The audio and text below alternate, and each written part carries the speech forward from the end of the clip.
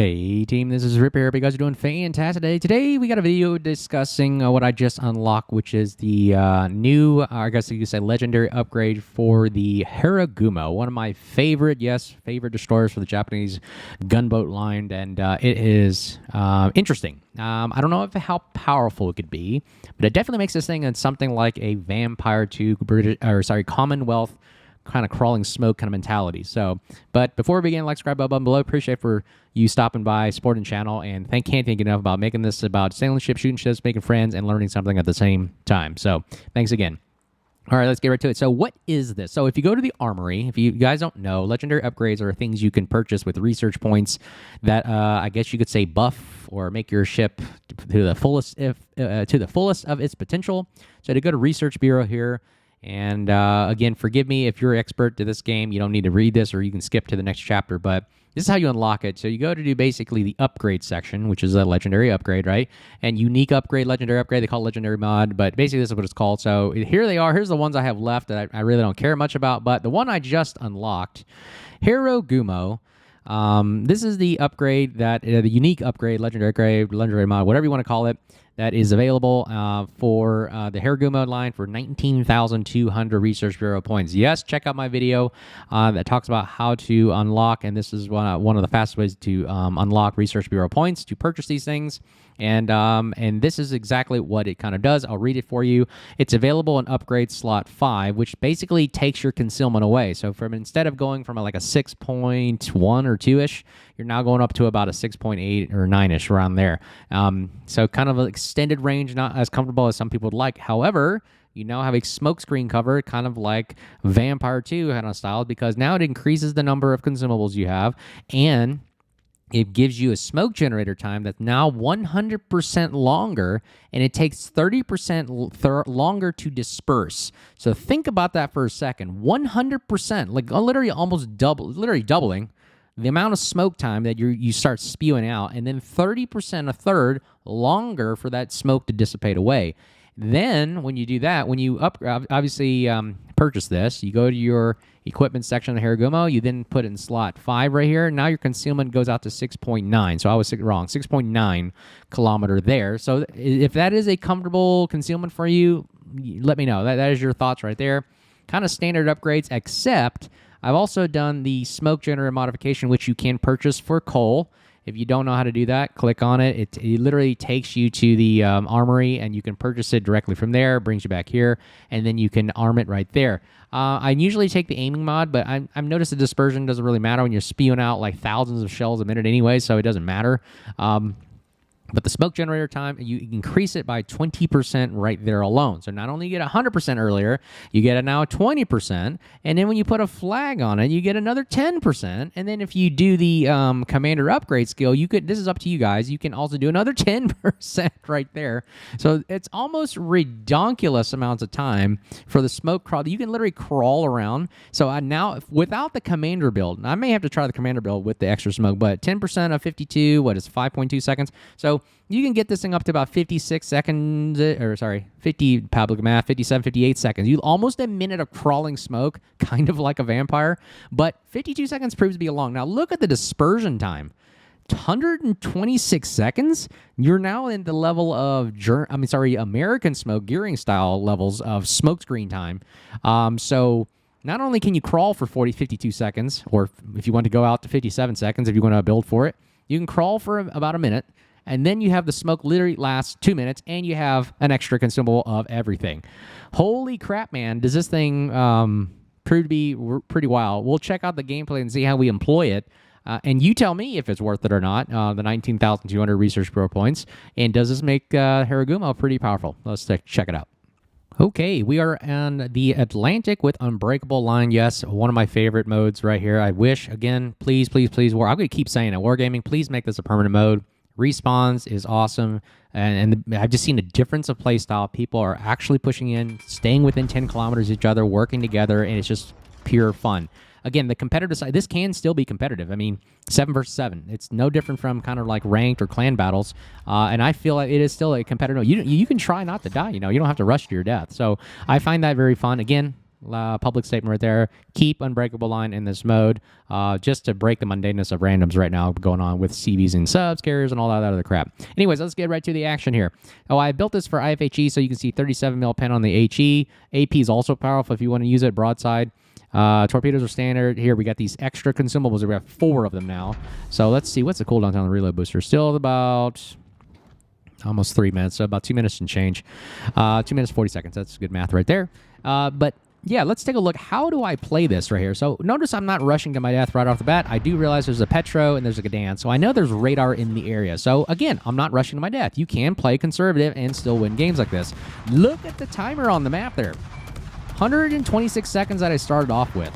Holy mackerel. It's going to last that long. That's how long the smoke dispersion lasts. Okay, somebody radars me. Okay, whoop-de-doo. Notice my spokes dispersion is still going for the next 33 seconds. So who cares if his radar's popped? Let me go. So I know that Gdansk's radar is probably, I think, like 10 to 12 seconds the way he builds for it. I think the Petro is currently radaring me now. Okay, so I'm not detected, so I slow down.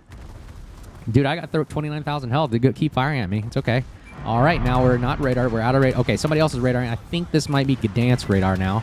So we'll survive again. How do you survive against Gdansk? Just go nose into it, wait for his radar to go away, and you're in the smoke. So he just has to shoot 2 salvos, and you're pretty much covered and clear.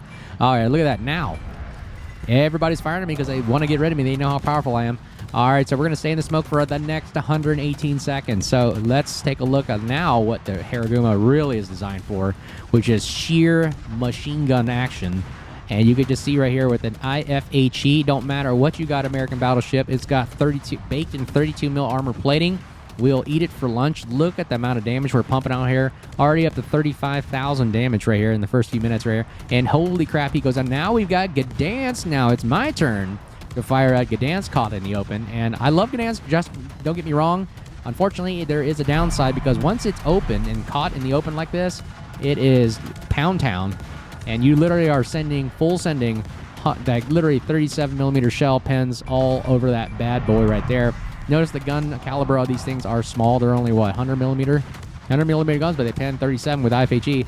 And look at what you can do, raw alpha damage right into superstructure there. And look, just watch the health meter just go down.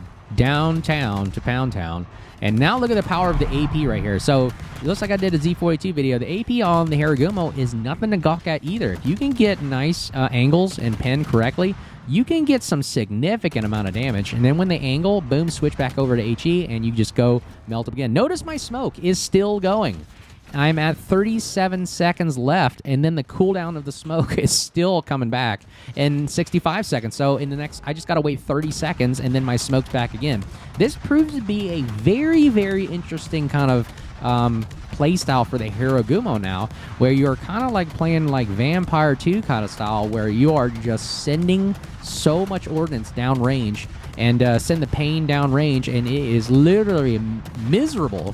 I can only imagine seeing this thing. It's almost like having Smolensk phobia coming back, where you're seeing a smoke spew out all this fire-breathing hate, and holy crap, man. Is it so freaking powerful. Okay, we are out of smoke finally. Cooldown of the smoke is down 27 seconds. So in 27 seconds, we'll have the smoke come back again, and boom, he goes down. 102,000 damage right here, and now we're out in the open. It's okay. This is Unbreakable Line. So I can do a lot of damage, die, and come back later and see if we can take back the map. All right, look at the power of Gdansk, right, or the firepower against Gdansk. Even though he is trying to smoke up, not the amount of time it takes him to slow down, we can at least dish out some more firepower into his smoke right here. Blind firing. Hopefully we can get some damage. And I know exactly where his ship's going to be, and boom, he goes down. Does he go down? There he goes. Oh, no, Alvaro de Bazan goes down. So it wasn't Gdansk. Okay, so we missed our chance against Gdansk there, but we did take out the other destroyer, or our team did take it out. So let's see. We still got Alpha. Let's go for Bravo now. Ooh, a ton of cruisers and battleships right here. Let's see what we can do.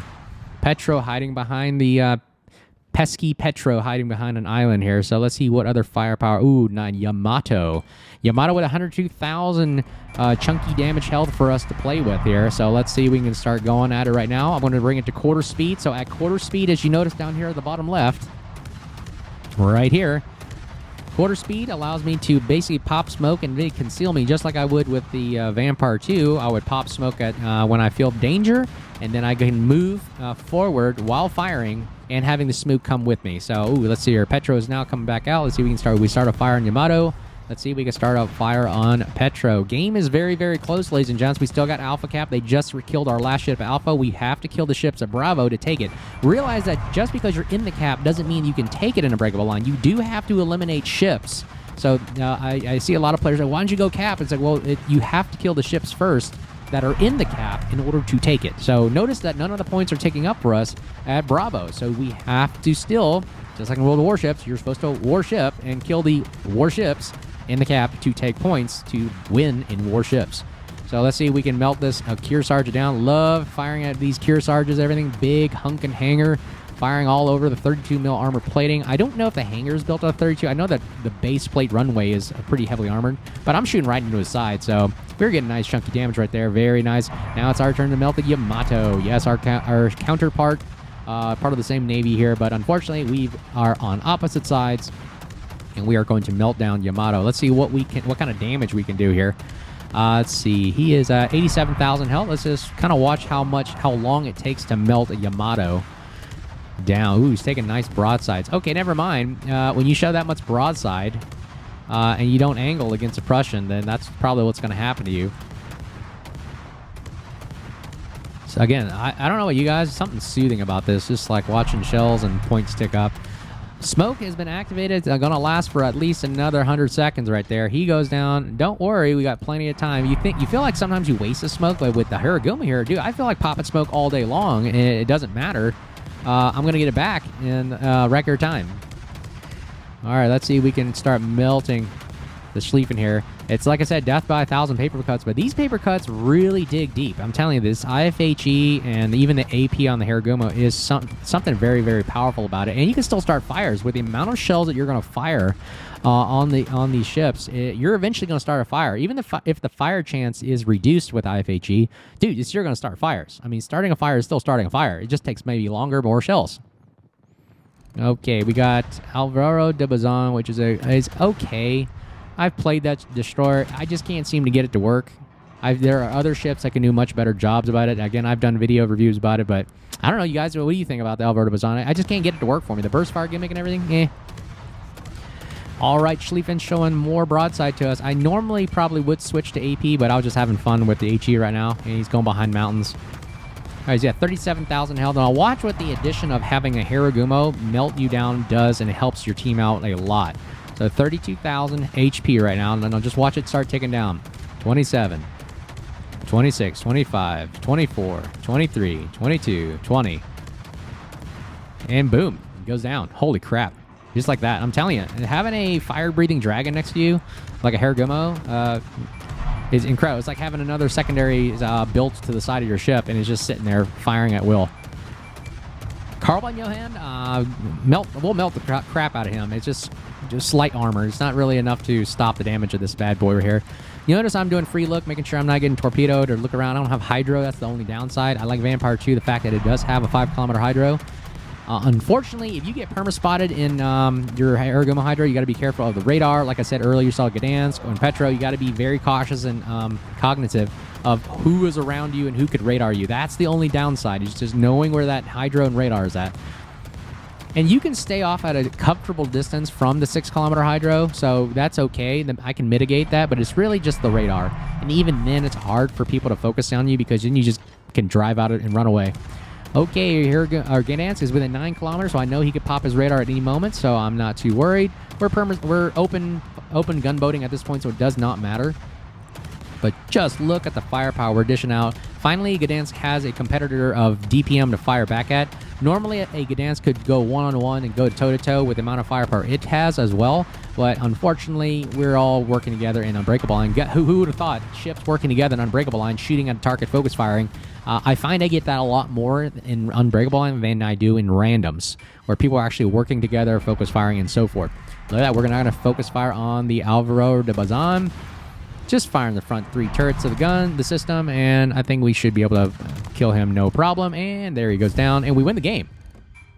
Wow. Look at that. Powerful, powerful, powerful. Not after we take some more free damage right here. 200,000 plus damage right here in the Harugumo. 1 million credits, 24,000 free XP. I put all the flags on this bad one. I knew I could milk this thing. I'm telling you, Unbreakable Line, you can milk as much free XP credits if you have the flags, just like you would in randoms. And honestly, it's just more fun in Unbreakable Line. No cares, no subs. 207,000 damage and 5 fire stars. See, still starting fires. It doesn't matter. Decent amount of 182,000 damage. My gosh. Fires, it starts fires, like I said, but the bulk of the damage is the raw damage. That is where you want right here. Potential damage, a lot of people shooting at us, spotting, great, and we ended the game almost full length of the game right there. So we had to win this game by points, and we secured it just well. And let's see what the credits is. Yeah, we make about a lot of juicy chunk of change when you put the flags on it. So what do you guys think? Do you think that the unique upgrade for Harugumo line is worth it? What can you see you can do with it? As always, I think it's worth it. It's a very, very powerful gimmick. Just having all that extra smoke, reload boosters, and whatnot. But man, oh man, is it a freaking powerful mess. So how many shells did we fire? 1,860 shells fired. My goodness gracious. What a shit. But as always, if you see me out there, make sure you say hello. Thanks for stopping by. If you'd like to support the channel like we're doing here, smash those buttons. And until next time, you guys stay safe, and we'll talk to you soon. Cheers.